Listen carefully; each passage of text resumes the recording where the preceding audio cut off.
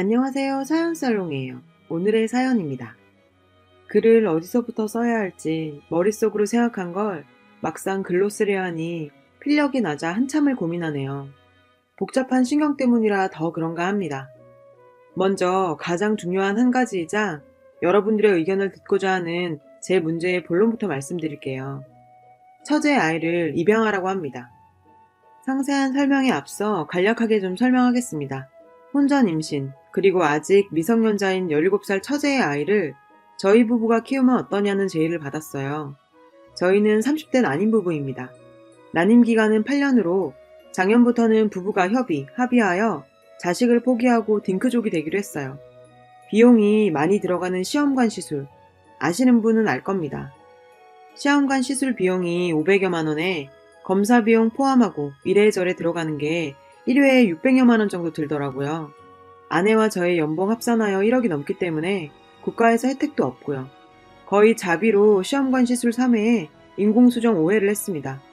용하다는 경상도와 충청도, 그리고 경기도의 임신 전문 한의원까지 갔지만 아이가 안 생기더군요. 그냥 업보라 생각하고 마음을 비웠습니다. 아내 나이 27살에 시집와서 소년을 이세를 위해서 고생했지만 뜻대로 되지 않았어요. 사람 마음대로 되는 일이 없다고들 하는데 참 힘든 시간이 가고 있네요. 아내는 자궁 외 임신으로 한쪽 난소를 제거했고 선천적으로 자궁이 약하다는 진단을 받았어요. 자연유산을 2번 했어요. 저와 아내는 많이 슬퍼했고 말 그대로 비참할 대로 비참해졌습니다. 전 술, 담배를 안 하고 아내와 함께 임신을 위해 꾸준히 운동을 함께 했고요. 인공수정과 시험관 시술을 받았어요. 시술 이후 또 몇 달간은 다시 몸을 회복시켜야 했습니다. 기다렸다 다시 해야 되기 때문에 건강을 위해서 운동을 열심히 했어요. 먹는 식단까지 조절하면서 정말 최선을 다했습니다. 저도 아내와 마찬가지로 검사를 받았어요. 정자검사에서 상위 10%에는 들 만큼 건강하여 이상 없다 했어요. 정자수도 1억 마리가 넘었고 활동성과 염색체 검사에서도 결과가 좋았죠. 그 사실들은 오히려 아내를 더 힘들고 낙담하게 했고요. 시간이 지나면서 아내는 이 모든 게 자기 자신의 잘못이라고 생각하기 시작했어요. 솔직히 전 아이 욕심이 있었지만 아내와 저를 위해 아이를 포기하자 선언했습니다. 아이를 통한 행복은 버릴 수 없었지만 아내를 사랑했기 때문에 아내가 받는 고통을 무시할 수 없었어요. 그래서 아이 없어도 우리 둘이 행복하게 살자고 약속했어요. 제 마음은 아내가 더 중요하고 아내가 행복하길 바랬기 때문이에요. 아이에 대한 의무감에서 함께 벗어나고 싶었거든요. 둘이 해외여행도 다니고 신혼처럼, 아니 연애 때처럼 지냈죠. 전 개를 좋아하진 않지만 아내를 위해서 전부터 키우고 싶다던 포메리안 믹스견인 강아지 한 마리를 입양했습니다. 벌어진 녀석이라 부모 젖도 못 먹고 낑낑대는 게 안쓰러워 보이더군요. 한눈에 서로의 슬픔을 알았는지 저희가 키우면서 많이 밝아졌어요. 아내 역시 하루가 다르게 크는 애교가 많은 조그마한 강아지에게 위로를 얻고 또 사랑을 줬습니다. 그렇게 지내오던 어느 날 처가에 가게 되었어요. 우연히 이모님들께서 하시는 이야기를 듣게 되었습니다. 장모님은 2남 5녀인 남매들 중 셋째입니다. 장모님의 동생 되는 작은 외삼촌의 딸이 혼전 임신을 했다는 소식을 들었습니다. 아직 고등학생이었고 평소 공부도 잘하고 반듯한 이미지여서 충격적이었죠. 이쁘고 어른들께도 싹싹해서 늘 칭찬 일색이었던 아이였어요. 본인도 모르는 사이에 입덧도 없이 임신 16주가 되어 식용이 왕성해지고 배가 조금씩 불러왔다고 하더라고요. 초음파를 찍었는데 예상으로 14주에서 16주 정도일 거랍니다. 저희가 소식을 들었을 땐 대략 14주 정도 되었을 거고요. 문제는 아기 아빠가 누군지 정확히 모른다는 거였어요. 남자가 2명 정도였다는데 확인이 안 된다고 들었습니다. 그래서 어느 남자 집에 가서 임신 문제를 의논할지도 모르는 상황이었고요. 그 때문에 삼촌 댁에선 고민이 많다고 하셨어요. 제가 정확하고 상세하게 들은 건 아니고 어른들 이야기하는 건 대략 그 정도였죠. 작은 외삼촌께서 속이 많이 상하시겠구나. 처제 때문에 걱정이 생겨 큰일이구나. 뭔 일이야? 라고 생각했어요. 다만 우린 그렇게 노력을 했는데도 안 생기는 아이인데, 그렇게 소원하고 기도하고 애타게 수년을 보냈는데도 안 생겼는데 하늘도 무심하구나 했습니다. 그래도 처제의 일이니 걱정이 되더라고요. 정확한 날짜는 기억나지 않지만 임신한 처제가 출산날이 가까워진 어느 날이었어요. 외삼촌 내외분과 저희 장인 장모님, 그리고 큰애 삼촌과 둘째 이모님께서 저희를 보자 했습니다.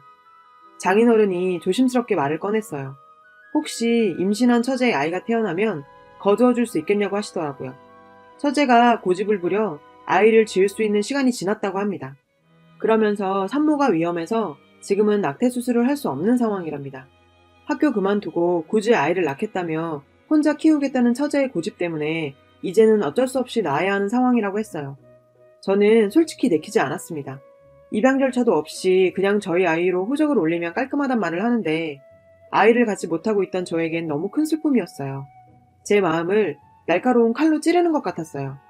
일단 집안의 어른들이 말씀하시니 그 자리에서 바로 대답하기가 어려워서 생각할 시간을 달라고 말씀드렸습니다. 그러면서 어느 정도 거부 의사를 표현했어요. 다음 날 저녁 장인 장모님을 만나 처제 아이를 입양할 수 없다고 말씀드렸어요. 며칠 뒤에 처가댁 어른들과 임신한 처제의 외삼촌과 숙모님께서 찾아오셨어요.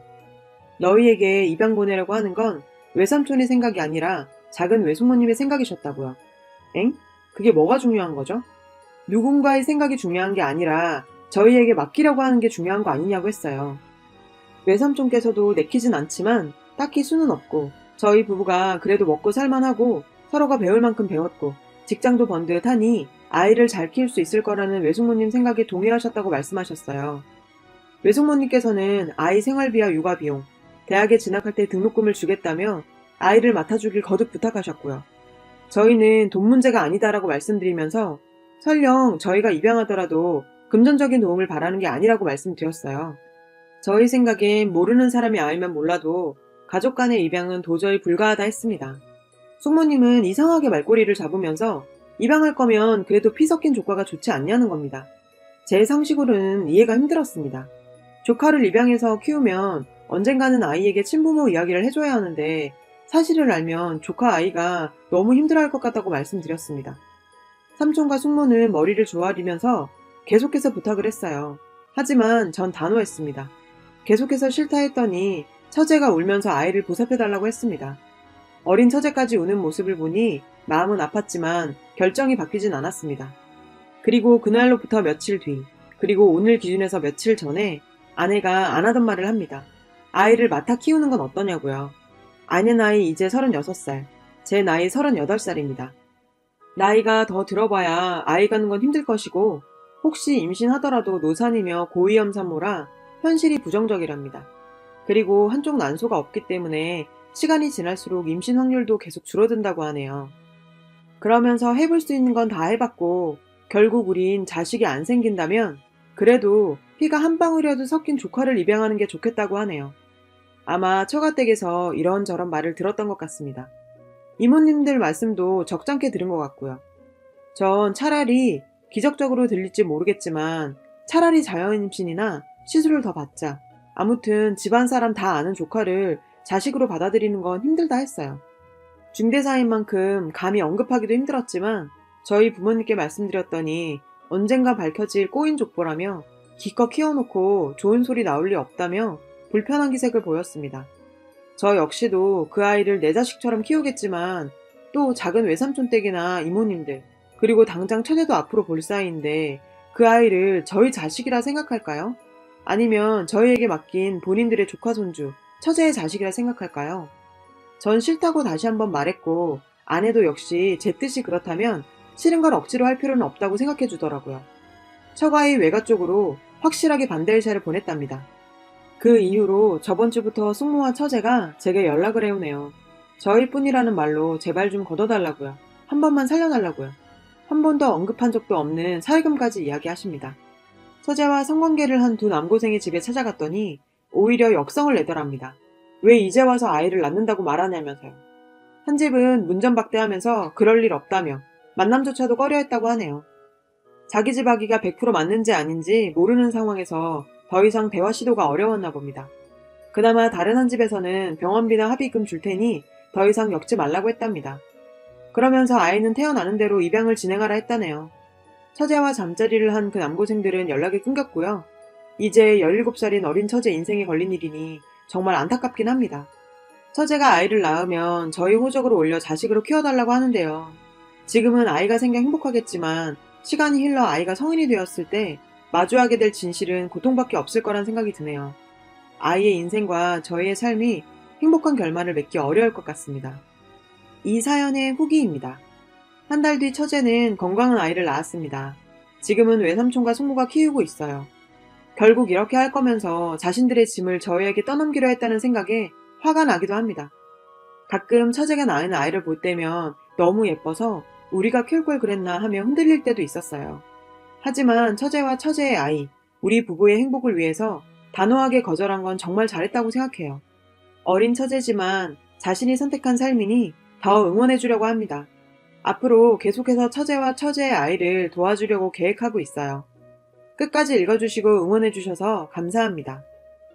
여러분, 사연 댓글에 응원과 현명한 조언 부탁드려요. 좋아요와 구독은 저에게 큰 힘이 됩니다. 오늘도 좋은 일 가득하세요.